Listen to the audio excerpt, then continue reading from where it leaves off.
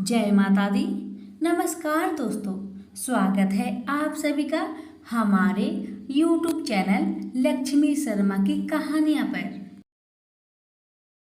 ओम नमः भगवते वासुदेवाय नमः। प्यारे भक्तजनों, आज मैं आप सभी को सुनाऊंगी कार्तिक कृष्णा पक्ष की रमा एकादशी की व्रत कथा। इस एकादशी को रमा या फिर रंभा एकादशी के नाम से जाना जाता है। माँ एकादशी के दिन भगवान विष्णु और माता लक्ष्मी की पूजा की जाती है। सभी एकादशी में रमा एकादशी का महत्व कई गुना ज्यादा माना गया है। रमा एकादशी अन्य दिनों की तुलना में हजारों गुना अधिक फलदायी मानी गई है। कहा जाता है कि जो भी व्यक्ति ये व्रत करता है उसके जीवन की सभी मनोकामनाएं जरूर पूरी होती है। ये व्रत करने वाले के जीवन में समृद्धि और संपन्नता बनी रहती है। इस व्रत के प्रभाव से व्यक्ति मृत्यु के उपरांत मुक्ति को प्राप्त करता है। प्यारे भक्तजनों, अब श्रवण करेंगे कथा, लेकिन पहले मैं शुरुआत करूंगी महालक्ष्मी की कथा और गणेश जी की कथा के साथ। आपसे निवेदन है कि कथा को पूरा सुनिएगा और ज़्यादा से ज़्यादा शेयर कीजिएगा, और चैनल पर पहली बार आए हैं तो चैनल को सब्सक्राइब भी कर लीजिएगा। माता रानी की कृपा, लक्ष्मी नारायण की कृपा आप सभी के परिवार पर सदा बनी रहे। प्रेम से बोलिए लक्ष्मी नारायण की जय। एक गांव में एक साहूकार रहता था। साहूकार की एक बेटी थी जो कि हर रोज पीपल सींचने जाती थी। पीपल के वृक्ष में से लक्ष्मी जी प्रकट होती थी और चली जाती। एक दिन लक्ष्मी जी ने साहूकार की बेटी से कहा कि तू मेरी सहेली बनेगी। तब लड़की ने कहा, मैं अपने पिताजी से पूछकर कल बताऊंगी। अब साहूकार की बेटी ने घर आकर अपने पिता को सारी बात बताई। तब उसके पिताजी बोले कि वह तो लक्ष्मी माता है, आपने को और क्या चाहिए, तुम लक्ष्मी माता की सहेली बन जाओ। दूसरे दिन वह लड़की फिर गई। तब लक्ष्मी जी पीपल के पेड़ से निकल कर आई और कहने लगी, सहेली बनेगी मेरी। तब लड़की ने कहा, हाँ क्यों नहीं, जरूर बनूंगी। अब लक्ष्मी जी और वह लड़की दोनों जन सहेली बन गई। एक दिन लक्ष्मी जी ने अपनी सहेली को खाने का न्योता दिया। घर आकर लड़की ने अपने माँ पिता से कहा कि मेरी सहेली ने मुझे खाने का न्योता दिया है। तब पिता ने कहा कि सहेली के यहाँ जिमने जाइयो, पर संभाल कर जाना। तब वह लक्ष्मी जी के यहाँ जिमने गई तो लक्ष्मी जी ने उसे साल 2 साल ओढ़ने के लिए दिया, रुपए दिए, सोने की चौकी, सोने की थाली में 36 प्रकार के भोजन करा दिए। जिम कर जब वह जाने लगी तो लक्ष्मी जी ने पल्ला पकड़ लिया और कहने लगी कि मैं भी तेरे घर जिमने आऊंगी। तब लड़की ने कहा, हाँ सहेली क्यों नहीं, जरूर आना। अब वह घर जाकर चुपचाप बैठ गई। तब पिता ने पूछा कि सहेली की यहाँ से जिम कर आ गई और तू उदास क्यों बैठी है। तब उसने कहा, पिताजी मेरे को तो लक्ष्मी जी ने इतना कुछ दिया, अनेक प्रकार के भोजन कराए, परंतु मैं कैसे उनको जिमाऊंगी, अपने घर में तो कुछ भी नहीं है। तब उसके पिता ने कहा, गोबर मिट्टी से चौका लगाकर घर की सफाई कर लेना, 4 मुख वाला दिया जलाकर लक्ष्मी जी का नाम लेकर रसोई में बैठ जाना। लड़की सफाई करके लड्डू लेकर बैठ गई। उसी समय एक रानी नहा रही थी। उसका 9 लखा हार चील उठाकर ले गई और उसके घर वह 9 लखा हार डाल गई और उसका लड्डू ले गई। बाद में वह हार को तोड़कर बाजार में गई और सामान लाने लगी तो सुनार ने पूछा कि क्या चाहिए। तब उसने कहा कि सोने की चौकी, सोने के थाल, साल 2 साल दे दे, मोहर और सामग्री दे, 36 प्रकार का भोजन हो जाए इतना सामान दे। सारी चीजें लेकर बहुत तैयारी करी और रसोई बनाई। तब गणेश जी से कहा कि लक्ष्मी जी को बुलाओ। आगे आगे गणेश महाराज, पीछे पीछे लक्ष्मी जी आई। उसने फिर चौकी डाल दी और कहा, सहेली चौकी पर बैठ जा। तब लक्ष्मी जी ने कहा, सहेली चौकी पर तो राजा रानी के भी मैं नहीं बैठी, किसी के भी यहाँ नहीं बैठी। तो उसने कहा, पर मेरे यहाँ तो तुम्हें बैठना ही पड़ेगा। फिर लक्ष्मी जी चौकी पर बैठ गई। तब उसने बहुत खातिर की, जैसे लक्ष्मी माता ने करी थी वैसे ही उसने भी करी।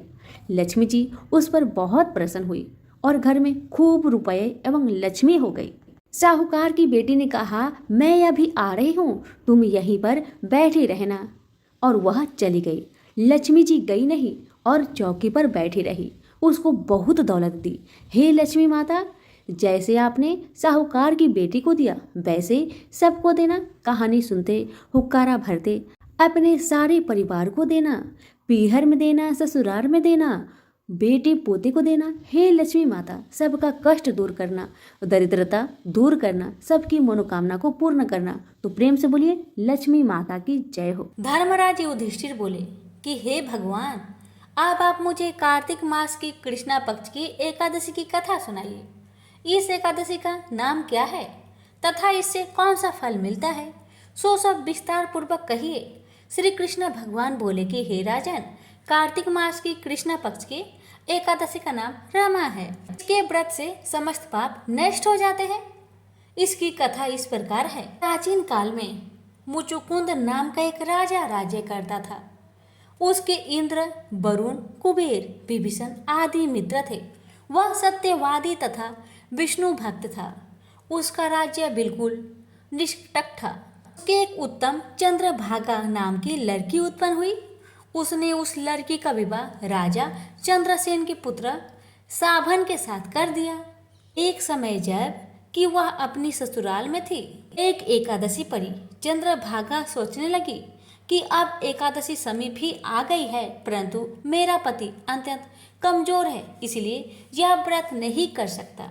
परंतु मेरे पिता की कठिन आज्ञा है। जब दशमी आई तब राज्य में ढिंढोरा पिटा दिया गया। उसको सुनकर शोभन अपनी पत्नी के पास गया और बोला कि हे प्रिय, तुम मुझे कुछ उपाय बतलाओ, क्योंकि मैं व्रत करूंगा तो मैं अवश्य ही मर जाऊंगा। इस पर चंद्रभागा बोली, हे प्राणनाथ, मेरे पिताजी के राज्य में एकादशी के दिन कोई भी भोजन नहीं कर सकता।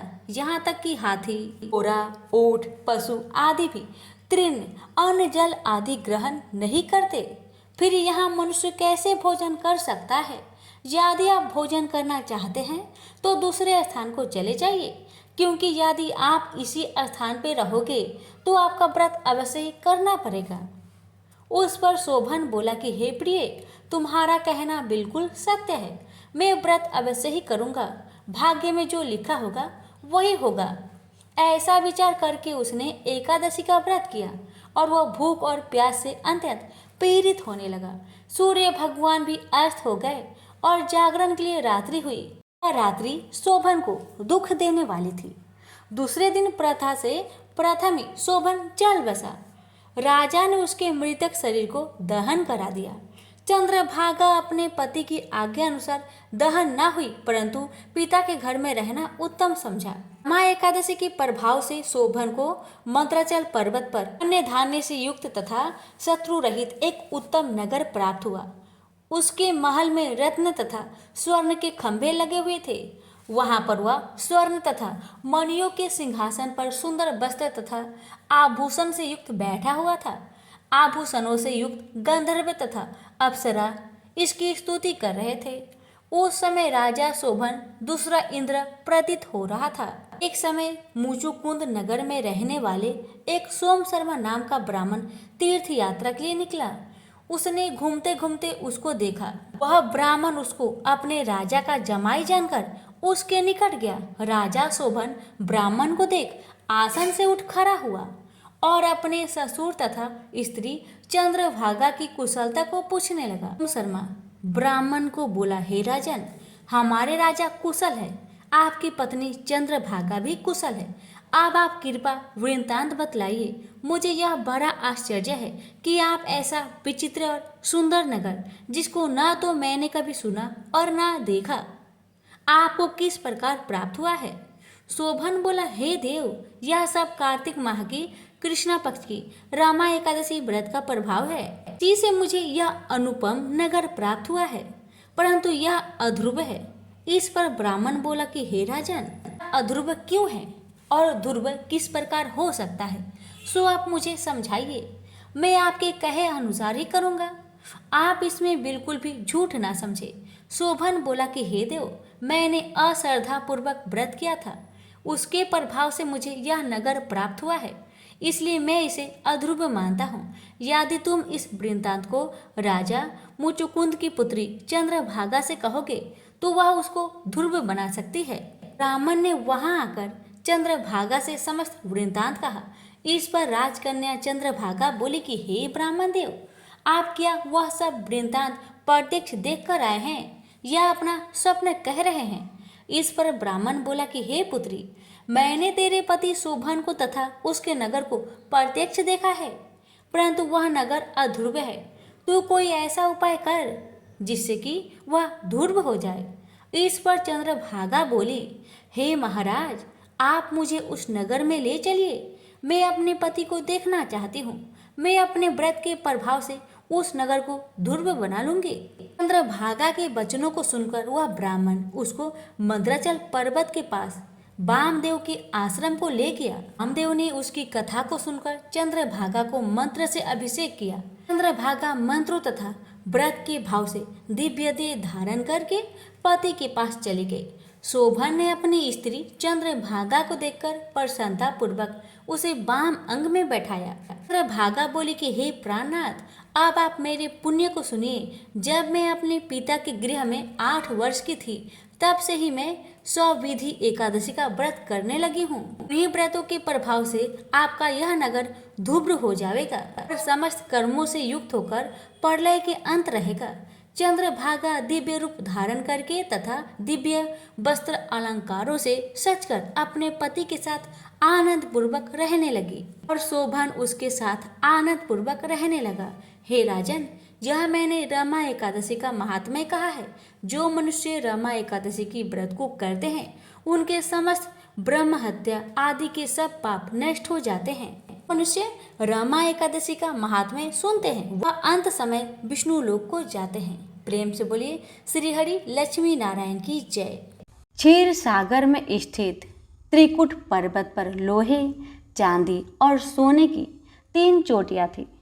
उन चोटियों के बीच एक विशाल जंगल था जिसमें फलों से लदे पेड़ भरे थे। उस जंगल में गजेंद्र नामक मस्त हाथी अपनी असंख्य पत्नियों के साथ विहार करते अपनी प्यास बुझाने के लिए एक तालाब के पास पहुंचा। प्यास बुझाने के बाद गजेंद्र के मन में जल किराए करने की इच्छा हुई। फिर वह अपनी औरतों के साथ तालाब में उतरकर पानी को उछालते हुए अपना मनोरंजन करने लगा। इस बीच एक बहुत बड़े मगरमच्छ ने गजेंद्र के दाएं पैर को अपने दांतों से कसकर पकड़ लिया। इस पर पीड़ा के मारे गजेंद्र धिक्कार करने लगा। उसकी पत्नियां घबराकर तालाब के किनारे पहुंची और अपने पति के दुख को देख आंसू बहाने लगी। उनकी समझ में नहीं आया कि गजेंद्र को मगरमच्छ की पकड़ से कैसे छुड़ाए। गजेंद्र भी मगरमच्छ की पकड़ से अपने को बचाने के लिए सारे प्रयत्न करते हुए छटपटाने लगा। गजेंद्र अपने दांतों से मगरमच्छ पर वार कर रहा था और मगरमच्छ उछलकर हाथी के शरीर को अपने तेज नाखूनों से खरोच लेता, जिससे खून की धाराएं निकल आती। हाथी मगरमच्छ की पीठ पर अपनी सूंड चलाता। मगरमच्छ अपनी खुरदरी पूंछ से हाथी पर पार कर देता। अगर हाथी अपने चारों पैर से मगरमच्छ को कुचलने की कोशिश करता तो वह पानी के तल में जाकर छिप जाता। इस पर हाथी किनारे पर पहुंचने के लिए आगे बढ़ता, तब झट से मगरमच्छ हाथी को पकड़कर खींच ले जाता और उसे पानी में डुबो देता। इस तरह मगरमच्छ और हाथी के बीच 1000 साल तक लगातार लड़ाई चलती रही। गजेंद्र अपनी ताकत पर विश्वास करके हिम्मत के साथ लड़ता रहा। फिर भी धीरे धीरे उसकी ताकत घटती गई। मगरमच्छ तो पानी में जीने वाला प्राणी है, पानी के अंदर उसकी ताकत ज्यादा होती है। वह हाथी का खून चूसते दिन व दिन मोटा होता गया। हाथी कमजोर होता गया। अब सिर्फ उसका कंकाल मात्रा रह गया। मगरमच्छ की पकड़ से अपने को बचा लेना हाथी के लिए मुमकिन न था। आखिर गजेंद्र दुखी हो सोचने लगा, मैं अपनी प्यास बुझाने के लिए यहाँ पर आया। प्यास बुझाने के बाद मुझे यहाँ से चला जाना चाहिए था। मैं नाहक क्यों इस तालाब में उतर पड़ा? मुझे कौन बचाएगा? फिर भी मेरे मन के किसी कोने में यह यकीन जमता जा रहा है कि मैं किसी तरह बच जाऊंगा। इसका मतलब है कि मेरी आशा का कोई आधार जरूर होगा। उसी को मैं ईश्वर कहकर पुकारता हूँ। देवता भगवान ईश्वर नामक भावना का मूल बने हैं प्रभु। तुम ही सभी कार्यकलापों के कारण भूत हो। मुझ जैसे घमंडी प्राणी जब तक खतरों में नहीं फंसते तब तक तुम्हारी याद नहीं करते। दुख न भोगने पर तुम्हारी जरूरत का बोध नहीं होता। तुम तब तक उसे दिखाई नहीं देते जब तक वह यह नहीं मानता कि तुम हो, और उसके मन में यह खलबली नहीं मचती कि तुम हो या नहीं। इस तरह बारंबार सोचने वाले गजेंद्र को लगा कि मगरमच्छ के द्वारा सताने वाली पीड़ा कुछ कम होती जा रही है। गजेंद्र ने जब ध्यान करना शुरू किया तभी मगरमच्छ के दांतों के मसूरों में पीड़ा शुरू हुई। उसका कलेजा कांपने लगा। फिर भी वह रोष में आकर गजेंद्र के पैर को चबाने लगा। प्राणियों की बुराई और पीड़ा को तुम हरने वाले हो। तुम सब जगह फैले हुए हो। देवताओं के मूल रूप हे भगवान। इस दुनिया की सृष्टि मूलभूत कारण तुम हो। मैं यह विश्वास करता हूँ कि अपनी रक्षा करने के लिए मैं जितनी तीव्रता के साथ प्रार्थना करता हूँ तुम उतनी जल्दी मेरी रक्षा कर सकते हो। सब प्रकार के रूप धरने वाले, वाणी और मन से परे रहने वाले हे ईश्वर, ऐसे अनाथों की रक्षा करने वाली जिम्मेदारी तुम्हारी है ना। प्राण शक्तियाँ मेरे भीतर से जवाब दे चुकी है। मेरे आंसू सूख गए हैं। मैं ऊंची आवाज में तुम्हें पुकार भी नहीं सकता हूँ। मैं अपना होश हवास भी खोता जा रहा हूँ। चाहे तुम मेरी रक्षा करो या छोड़ दो, ये सब तुम्हारी इच्छा पर निर्भर है। मेरे अंदर सिर्फ तुम्हारे ध्यान को छोड़ कोई भावना नहीं है। मुझे बचाने वाला भी तुम्हारे सिवाय कोई नहीं है। यो गजेंद्र सुर उठाए आसमान की ओर देखने लगा। मगरमच्छ को लगा कि उसकी ताकत जवाब देती जा रही है। उसका मुख खुलता जा रहा है। उसका कंठ बंद होता जा रहा है। उधर हाथी की आंखें इस तरह बंद होने लगी कि उसे अपने अस्तित्व का ही बोध न था। वह एकदम अचल खड़ा रह गया। उस हालत में विष्णु आ पहुंचे। सारा आसमान उनके स्वरूप से भर उठा। गजेंद्र को लगा कि वह एक अत्यंत सूक्ष्म कण है। विष्णु ने अपना चक्र छोड़ दिए और अभय मुद्रा में अपना हाथ फैलाया। बड़ी तेज गति के साथ चक्कर काटते हुए विष्णु चक्र ने मगरमच्छ का सर काट डाला। दरअसल मगरमच्छ एक गंधर्व था। उसका नाम हुहुस था। प्राचीन काल में देवल नामक एक ऋषि पानी में खड़े होकर तपस्या कर रहे थे। तब मगरमच्छ की तरह पानी में छिपते हुए आकर गंधर्व ने उनका पैर पकड़ लिया। इस पर ऋषि ने उसे श्राप दे डाला कि तुम मगरमच्छ की तरह इस पानी में पड़े रहो। अब विष्णु चक्र के द्वारा उसका श्राप जाता रहा। मगरमच्छ से छुटकारा पाने वाले गजेंद्र को तालाब से बाहर खींचकर विष्णु ने अपनी हथेली से उसके कुंभ स्थल को स्पर्श किया। उस स्पर्श की वजह से गजेंद्र अपनी खोई ताकत पाने के साथ पूर्व जन्म का ज्ञान भी प्राप्त कर सका। गजेंद्र पिछले जन्म में इंद्रधूम्न नामक एक विष्णु भक्त राजा थे। विष्णु के ध्यान में मग्न उस राजा ने एक बार ऋषि अगस्त्य के आगमन का ख्याल न किया। ऋषि ने क्रोध में आकर उसे श्राप दिया कि तुम अगले जन्म में मस्त हाथी बनकर पैदा होगे। उसी दिन गजेंद्र के रूप में पैदा होकर उसने मुक्ति प्राप्त की। गजेंद्र मोक्ष की कहानी नैमिषारण्य में होने वाले सहस्त्र यात्रा में पधारे हुए शौनक आदि मुनियों को सूत महर्षि ने सुनाई। मुनियों ने सूत महर्षि से कहा, मुनिवर, गजेंद्र मोक्ष की कहानी हमें तो सिर्फ एक हाथी की जैसी मालूम नहीं होती, बल्कि सारे प्राणी कोटि से संबंधित मालूम होती है। खासकर कई बंधनों और मुसीबतों में फंसकर तड़पने वाले मानव जीवन से संबंधित लगती है। इसके जवाब में सूत जी बोले, हाँ, गजेंद्र मोक्ष की कहानी शिलाशार्थ से भरी हुई है। उसका अवन्य जो जिस रूप में चाहे कर सकता है। काल तो विष्णु के अधीन में है, इसलिए काल चक्र के परिभ्रमण में कई कठिनाइयां और समस्याएं हल होती जाती है। मुनियों ने पूछा, मुनिवर, गजेंद्र मोक्ष के आधार पर हमें यह मालूम होता है कि प्रत्येक कार्य का कारणभूत सर्वेश्वर विष्णु है। ऐसे महाविष्णु की कहानी पूर्ण रूप से सुनने की इच्छा हमारे मन में जाग रही है। हम आपके सामने बच्चे के समान हैं, इसलिए हम आपसे प्रार्थना करते हैं कि आप हमारी समझ में आने लायक सरल शैली में विष्णु कथा की सारी बातें समझा दीजिए। अपने महर्षि व्यास के द्वारा समस्त पुराण इतिहास और उनके मर्म को भी जान लिया है, इसलिए आप ही हमें वे कहानियां सुनाकर हमको कृतार्थ कर सकते हैं। मुनियों की बातें सुनकर सूत मुनि खुश हुए और बोले, हाँ, जरूर सुनाऊंगा। महर्षि व्यास ने विष्णु से संबंधित अनेक लीला अवतारों की विशेषताओं को महाभागवत के रूप में रचा और अपने पुत्र सुख को सुनाया। विष्णु पुराण सुनकर भवसागर से तरने की इच्छा रखने वाले महाराजा परीक्षित को सुख महर्षि ने सुनाया। गजेंद्र की रक्षा करने के लिए प्रकट हुए विष्णु का अवतार आदि मूल अवतार माना गया है।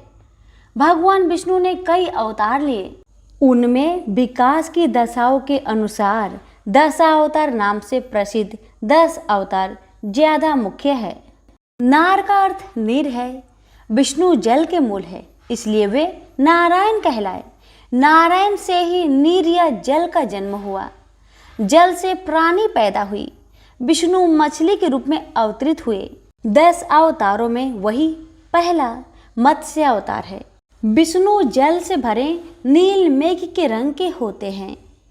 मेघ के अंदर जैसे बिजली छिपी हुई है, उसी प्रकार विष्णु स्वयं तेजोमय है। उनके भीतर से उत्पन्न जल भी तेज से भरे रहकर गोरे रंग का प्रकाश बिखेरता रहता है। वही जल कारणोदक क्षीर सागर है। क्षीर सागर में अनंत रूपी काल शेषनाग के रूप में कुंडली मारे लेटा रहता है। शेषनाग के 1000 फन हैं। अनंत शेषनाग पर शेषशायी के रूप में विष्णु लेटे रहते हैं। उनकी नाभि में से एक लंबे नाल के साथ एक पद्म ऊपर उठा है। उसी पद्म से ब्रह्मा का उदय हुआ। ब्रह्मा ने सभी प्राणियों की सृष्टि की। अनंतकाल युगों के रूप में चलता रहता है। कृत, त्रेता, द्वापर और कलयुग, इन चारों को मिलकर एक महायुग होता है। 1000 महायुग मिलकर एक कल्प होता है। एक कल्प ब्रह्मा का एक दिन होता है। रात का वक्त इसमें शामिल नहीं है। दिन के समाप्त होते ही उन्हें नींद आ जाती है, वही कल्पांत है। उस वक्त चारों ओर गहरा अंधेरा छा जाता है।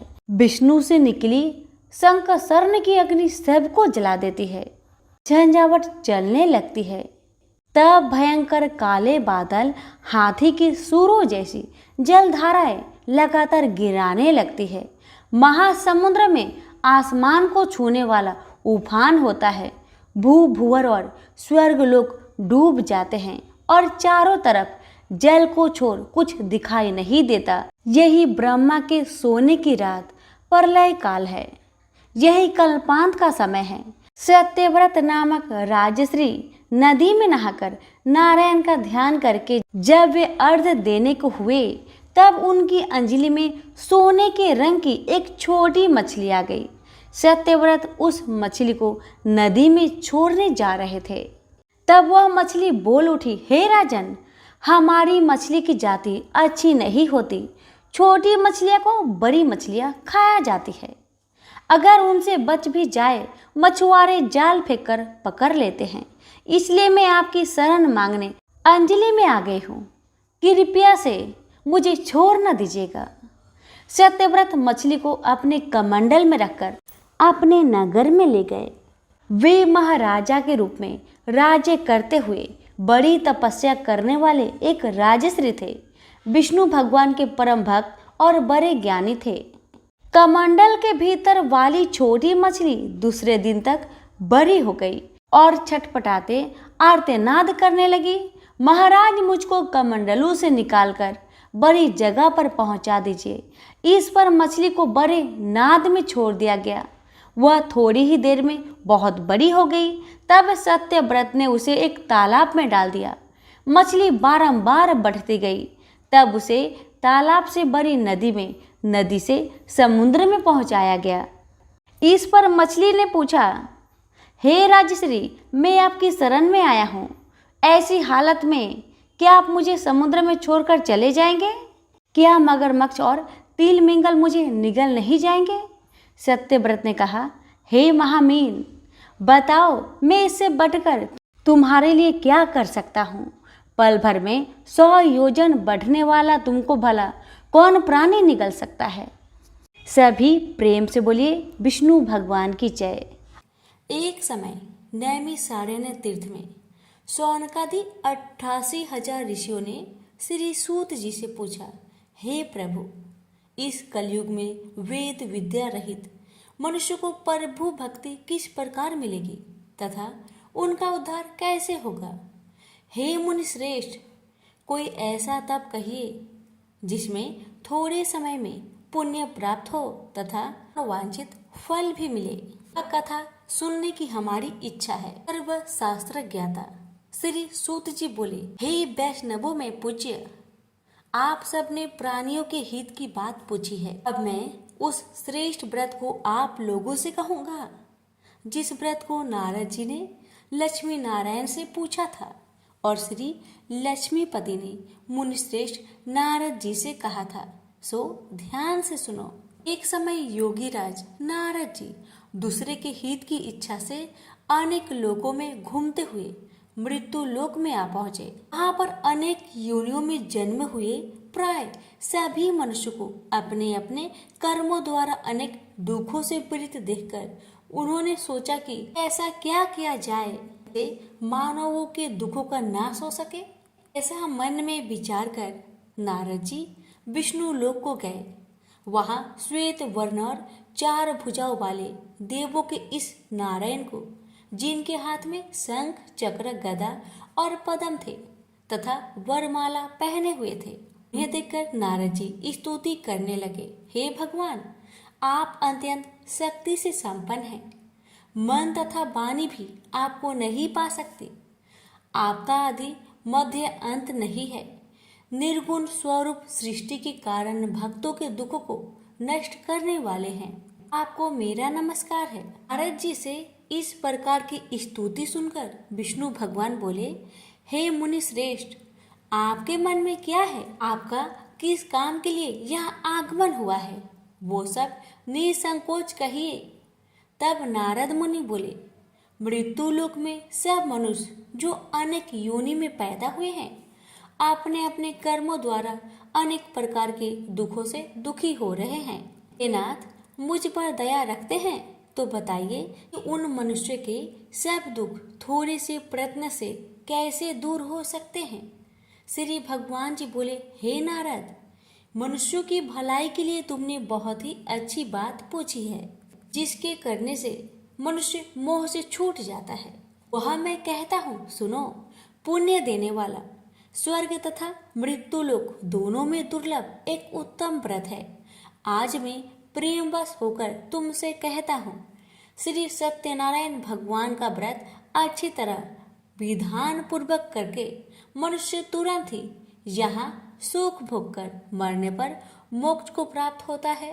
कि भगवान के वचन सुनकर नारद मुनि बोले कि उस व्रत का फल क्या है, क्या विधान है, किसने यह व्रत किया था और किस दिन यह व्रत करना चाहिए, विस्तार से कहिए।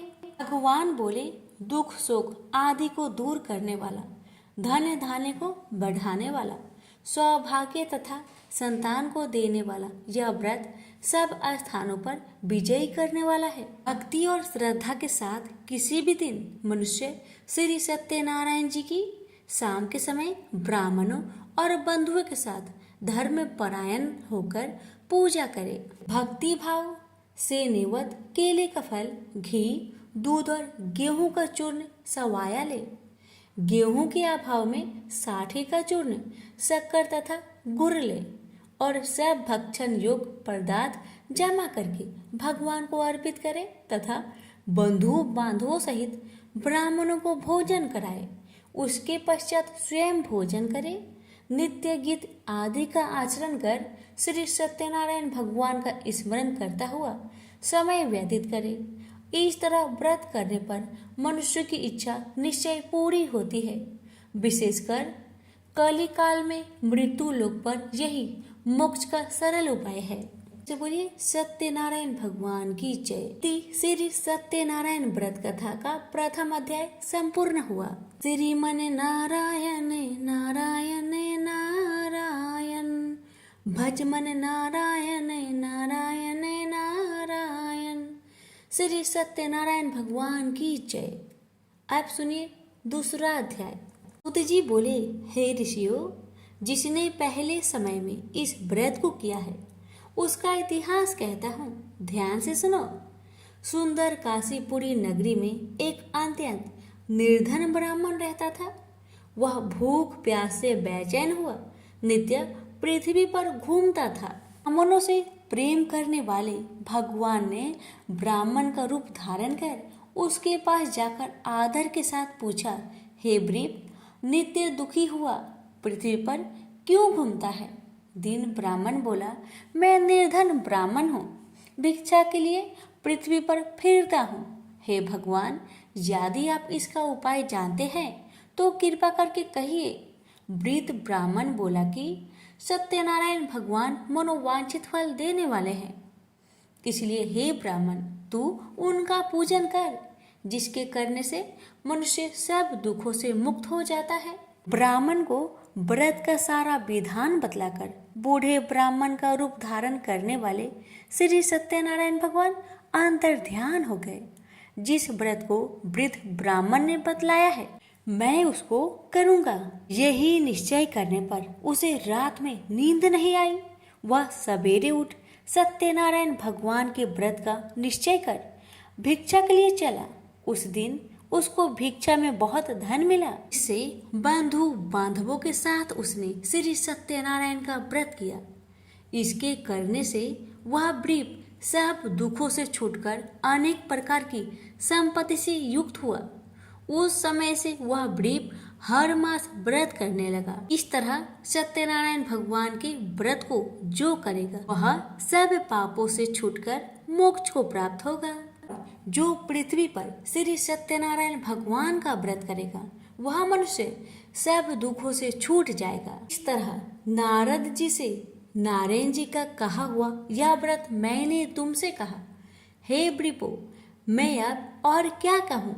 ऋषि बोले, हे मुनिवर, संसार में उस ब्रीप से सुनकर और किस किस ने इस व्रत को किया हम वह सुनना चाहते हैं। इसके लिए हमारे मन में श्रद्धा है। सूत जी बोले, हे मुनियों, जिसने इस व्रत को किया है वह सब सुनो। एक समय वह ब्रीप धन और ऐश्वर्य के अनुसार बंधु बांधवों के साथ व्रत करने को तैयार हुआ।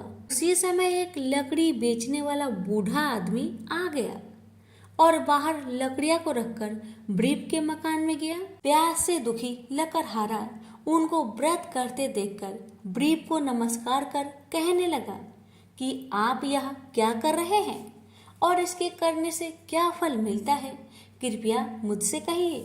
ब्राह्मण ने कहा, सब मनोकामनाओं को पूरा करने वाला यह श्री सत्यनारायण भगवान का व्रत है। इसकी ही कृपा से मेरे यहाँ धन्य धान्य आदि की वृद्धि हुई है। ब्रीप से इस व्रत के बारे में जानकर लकड़हारा बहुत प्रसन्न हुआ।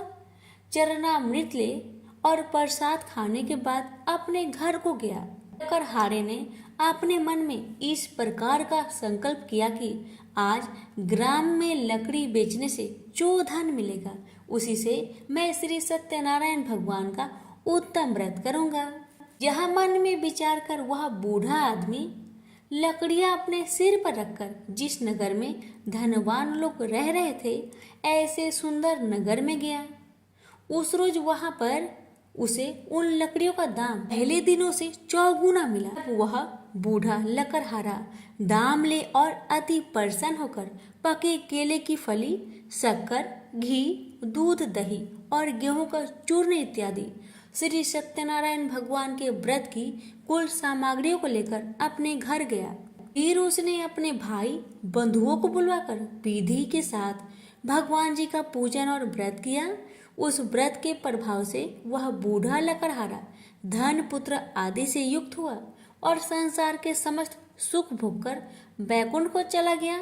श्री सत्यनारायण व्रत कथा का दूसरा अध्याय संपूर्ण है। श्रीमन नारायण नारायण नारायण, भज मन नारायण नारायण नारायण। श्री सत्यनारायण भगवान की जय। सुनिए तीसरा अध्याय। सूत जी बोले, हे श्रेष्ठ मुनियों, अब आगे की कथा कहता हूँ। पहले समय में उल्कामुख नाम का एक बुद्धिमान राजा था। वह सत्यवक्ता और जितेंद्रिय था। प्रतिदिन देव स्थानों पर जाता तथा गरीबों को धन देकर उनका कष्ट को दूर करता था। उसकी पत्नी कमल के समान मुख वाली और सती साध्वी थी। भद्रशिला नदी के तट पर उन दोनों ने श्री सत्यनारायण भगवान का व्रत किया। उस समय वहां एक साधु नामक वैश्य आया। उसके पास व्यापार के लिए बहुत सा धन था। राजा का व्रत करते हुए देखकर वह विनय के साथ पूछने लगा, हे राजन, भक्ति युक्त चित्त से आप क्या कर रहे हैं? मेरी सुनने की इच्छा है, सो आप यह मुझे बताइए। राजा बोला, हे साधु, अपने बांधवों के साथ पुत्र आदि की प्राप्ति के लिए एक महाशक्तिमान श्री सत्यनारायण भगवान का व्रत व पूजन किया जा रहा है। राजा के वचन सुनकर साधु आदर से बोला, हे राजन, मुझसे इस सब का विधान कहो, मैं भी आपके कथानुसार इस व्रत को करूंगा। मेरे भी कोई संतान नहीं है और इससे निश्चय ही होगी। राजा से सब विधान सुन व्यापार से निवृत्त हो वह आनंद के साथ घर गया। साधु ने अपनी स्त्री से संतान देने वाले उस व्रत का वर्णन सुनाया और कहा कि जब मेरी संतान होगी तब मैं इस व्रत को करूंगा। साधु ने ऐसे वचन अपनी स्त्री लीलावती से कही। एक दिन उसकी स्त्री लीलावती पति के साथ आनंदित हो सांसारिक धर्म में प्रवृत्त होकर श्री सत्यनारायण भगवान की कृपा से गर्भवती हो गई तथा 10वें महीने में उसके एक सुंदर कन्या का जन्म हुआ। दिनों दिन वह इस तरह बढ़ने लगी जैसे शुक्ल पक्ष का चंद्रमा बढ़ता है। कन्या का नाम कलावती रखा गया। तब लीलावती ने मीठे शब्द में अपने पति से कहा कि जो आपने संकल्प किया था कि सत्यनारायण भगवान का व्रत करूंगा, अब आप उसे करिए। साधु बोला, हे प्रिय, इसके विवाह पर करूंगा। इस प्रकार अपनी पत्नी को अवशासन दे वह नगर को गया। कलावती पितृगृह में वृद्धि को प्राप्त हो गई। साधु ने जब नगर में सखियों के साथ अपनी पुत्री को देखा तो तुरंत ही दूत को बुलाकर कहा कि कन्या के लिए कोई सुयोग वर देखकर लाओ। साधु की आज्ञा पाकर दूत कंचन नगर में पहुंचा और वहां पर खोज और देखभाल कर लड़की के लिए सुयोग बानिक पुत्र को ले आया। उस सुयोग लड़के को देखकर साधु ने अपने बंधु बांधवों सहित प्रसन्नचित्त अपनी पुत्री का विवाह उसके साथ कर दिया। किंतु दुर्भाग्य से विवाह के समय भी वह उस व्रत को करना भूल गया। श्री भगवान क्रोधित हो गए और श्राप दिया कि तुम्हें दारुण दुख प्राप्त होगा। अपने कार्य में कुशल साधु बनिया जमाता सहित समुद्र के समीप स्थित होकर रत्नासारपुर नगर में गया और वहां दोनों ससुर जमाई चंद्रकेतु राजा के उस नगर में व्यापार करने लगे। एक बार भगवान श्री सत्यनारायण की माया से प्रेरित कोई चोर राजा का धन चुराकर भाग जा रहा था। किंतु राजा के दूतों को आता देखकर चोर ने घबराकर भागते हुए राजा के धन को वहीं चुपचाप रख दिया जहां वे ससुर जमाई ठहरे हुए थे। जब दूतों ने साधु वैश्य के पास राजा के धन को रखा देखा तो दोनों को बांध कर ले गया और प्रसन्नता से दौड़ते हुए राजा के समीप जाकर बोला, यह दो चोर हम पकड़ के लाए हैं, कर आज्ञा दे। तब राजा की आज्ञा से उनको कठिन कारावास में डाल दिया गया और उनका धन छीन लिया गया। श्री सत्यनारायण भगवान के श्राप द्वारा उसकी पत्नी भी घर पर बहुत दुखी हुई और घर में जो धन रखा था चोर चुरा कर ले गए। शारीरिक व मानसिक पीड़ा तथा भूख प्यास से अति दुखी हो अन्न की चिंता में कलावती एक ब्राह्मण के घर गई। वहां उसने श्री सत्यनारायण भगवान का व्रत होते देखा, कथा सुनी तथा प्रसाद ग्रहण कर रात को घर आई। माता ने कलावती से कहा, हे पुत्री, अब तक तुम कहाँ रही, तेरे मन में क्या है? कलावती बोली, हे माता, मैंने एक ब्राह्मण के घर में श्री सत्यनारायण भगवान का व्रत देखा। कन्या के वचन सुनकर लीलावती भगवान की पूजन की तैयारी करने लगी। लीलावती ने परिवार और बंधुओं सहित श्री सत्यनारायण भगवान का पूजन किया और वर मांगा कि मेरे पति और दामाद शीघ्र घर आ जाए। साथ ही प्रार्थना की कि हम सबका अपराध क्षमा करें। श्री सत्यनारायण भगवान इस व्रत से संतुष्ट हो गए और राजा चंद्रकेतु को सपने में दर्शन देकर कहा, हे राजन, दोनों वैश्य को प्रातः ही छोड़ दो और उनका सब धन जो तुमने ग्रहण किया है दे दो, नहीं तो मैं तेरा धन, राज्य, पुत्र आदि नष्ट कर दूंगा। राजा से ऐसा वचन कहकर भगवान अंतर्ध्यान हो गए। प्रातःकाल राजा चंद्रकेतु ने सभा में अपना स्वप्न सुनाया। ये दोनों वानिक पुत्र को कैद से मुक्त कर सभा में बुलाया। दोनों ने आते ही राजा को नमस्कार किया।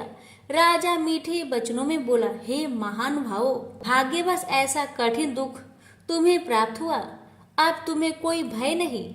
ऐसा कहकर राजा ने उनको नए नए वस्त्र भूषण पहनाए तथा उनका जितना धन लिया था उससे दुगुना धन देकर आदर से विदा किया। दोनों वैश्य अपने घर को चल दिए। श्री सत्यनारायण व्रत कथा तीसरा अध्याय संपूर्ण हुआ। श्रीमन नारायण नारायण नारायण, भज मन नारायण नारायण नारायण। श्री सत्यनारायण भगवान की जय। अब सुनिए चतुर्थ अध्याय। जी बोले, वैश्य ने मंगलवार करके यात्रा आरंभ की और अपने नगर को चल दिए।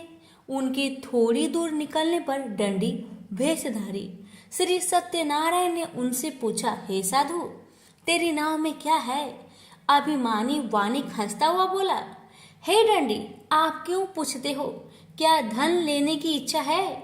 मेरी नाव में तो बेल और पत्ते भरे हैं।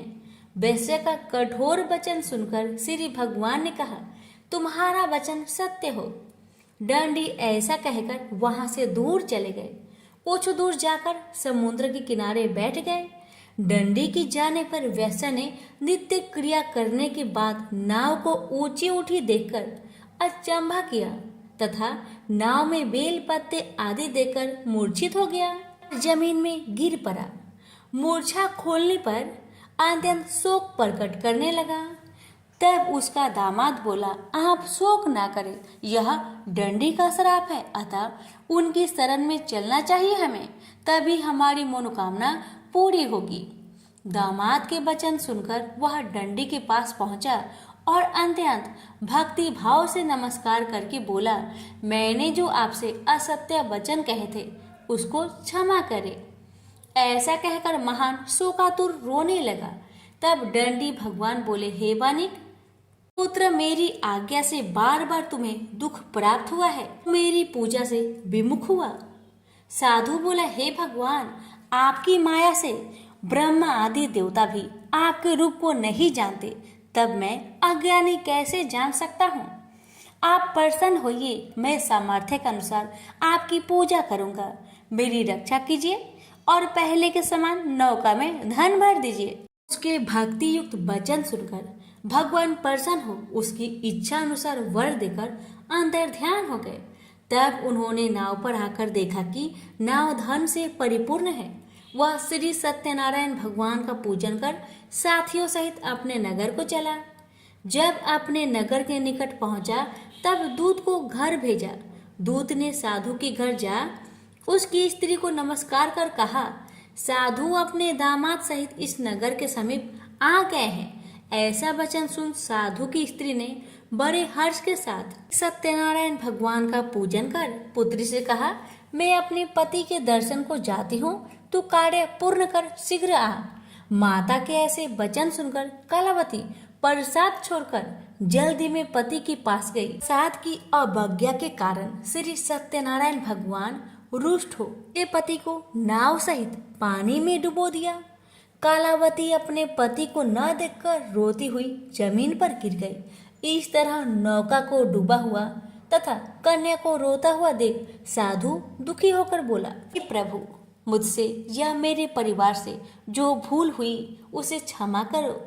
उसके दीन वचन सुनकर श्री सत्यनारायण भगवान प्रसन्न हो गए और आकाशवाणी हुई, हे साधु, तेरी कन्या मेरे प्रसाद को छोड़कर आई है, इसलिए उसका पति अदृश्य हुआ है। यदि वह घर जाकर प्रसाद खाकर लौटे तो उसे पति अवश्य मिलेगा।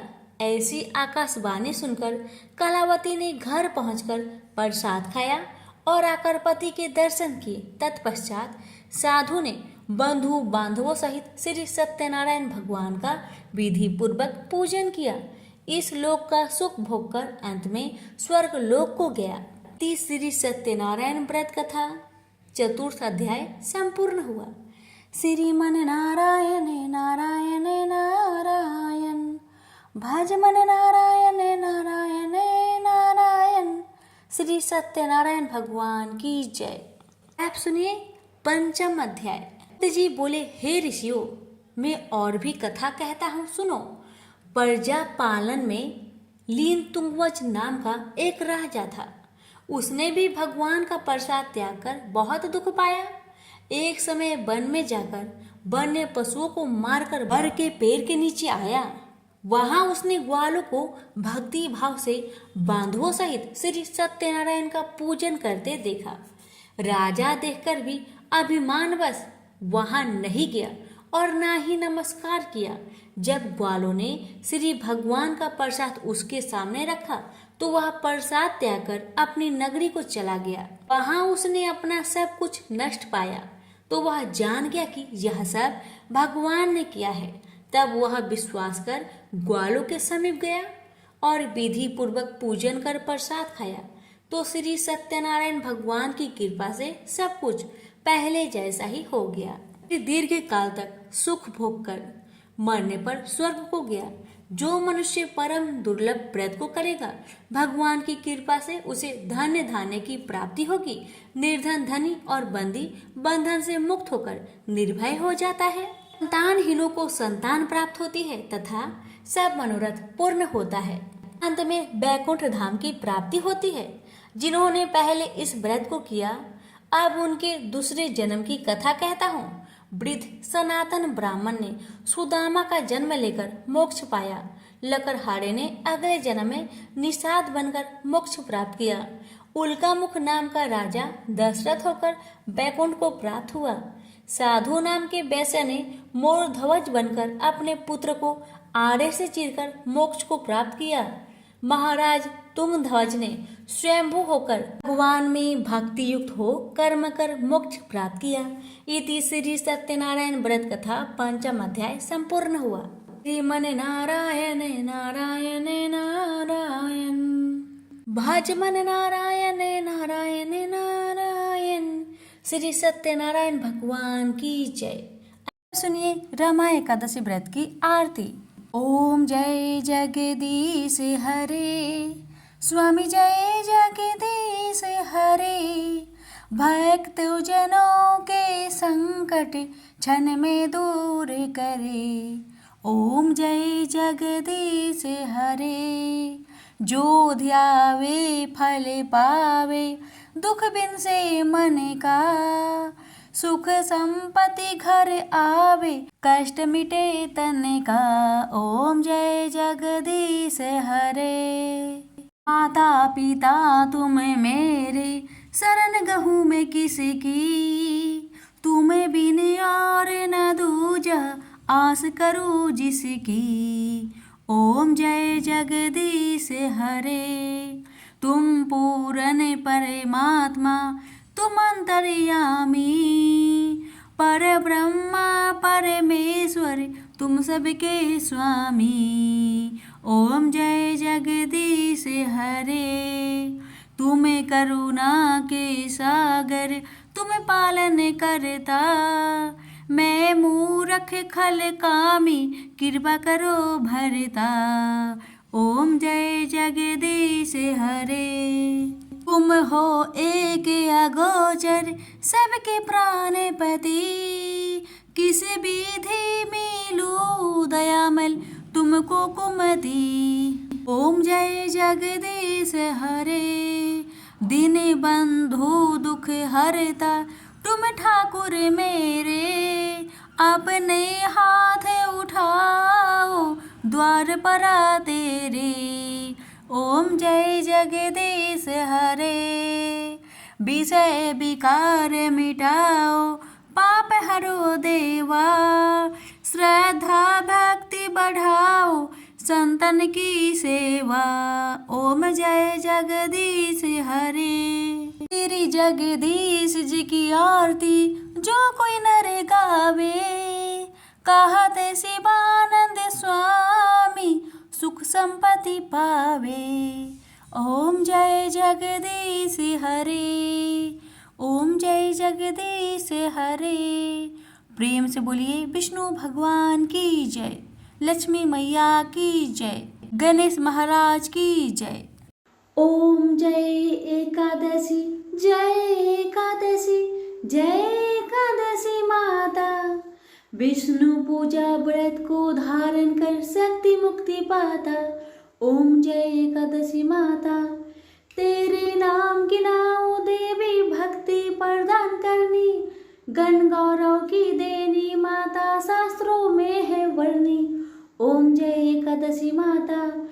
मार्गशीर्ष के कृष्णा पक्ष की उत्पन्न विश्वतारिणी जन्मी। शुक्ल पक्ष में होई मोक्षदा, मुक्ति दाता बनाई।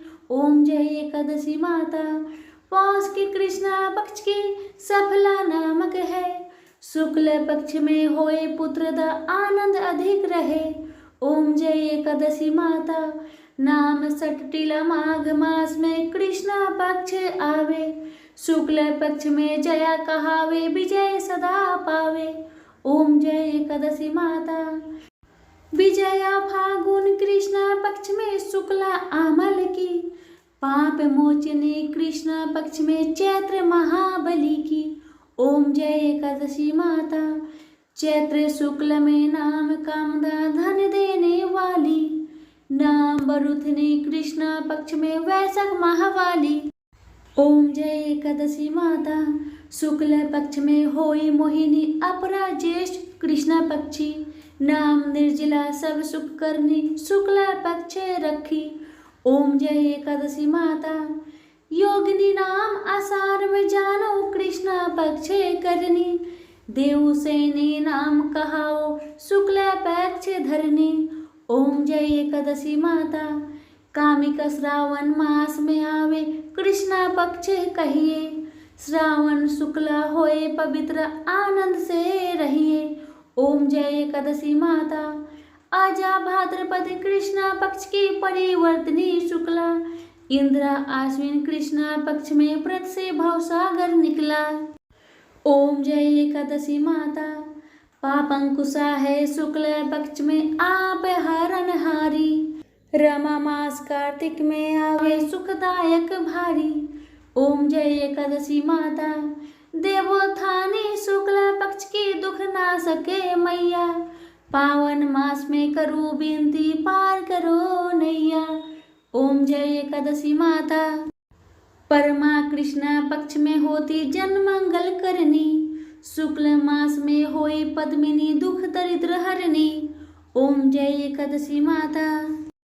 जो कोई आरती एकादशी की भक्ति सहित गावे, जैन गुरुदीत स्वर्ग का बासा निश्चय वह पावे।